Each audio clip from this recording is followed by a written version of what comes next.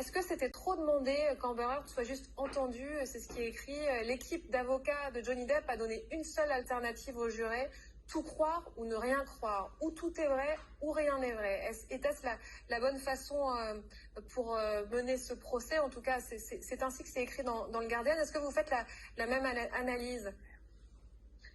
Absolument pas. Je crois qu'il convient de recontextualiser, pardonnez-moi, ce procès. C'est un procès dans le cadre d'une dénonciation calomnieuse et diffamation. Donc c'est sur ce fondement que les deux ont été condamnés. Nous ne sommes absolument pas dans un procès pour violence conjugale.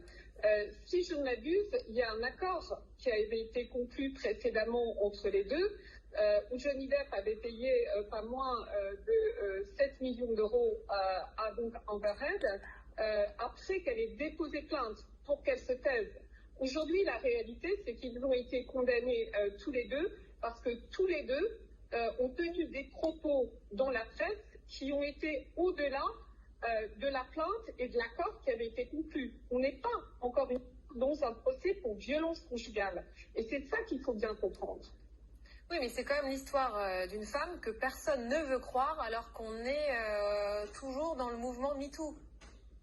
Mais c'est pas qu'on ne veut pas la croire, c'est qu'un procès en diffamation, ça veut simplement dire qu'elle a tenu des propos dans la presse, notamment, qui vont au-delà des violences qu'elle a pu subir et pour lesquelles un accord a été conclu, qui devait comporter vraisemblablement aussi une clause de confidentialité. Et c'est pour ça qu'elle est condamnée. Il faut savoir que dans mon cabinet, j'ai eu également des affaires où des auteurs ont été condamnés par une cour d'assises pour tentative d'homicide, qu'ils ont ensuite initié des procédures pour diffamation et dénonciation calomnieuse parce que la victime avait écrit un livre ou avait répondu à certains journalistes et que certains propos pour eux étaient calomnieux, notamment quand on les traitait de monstres ou de pères indignes. Ils ont estimé que même s'ils avaient été condamnés à plusieurs années de prison,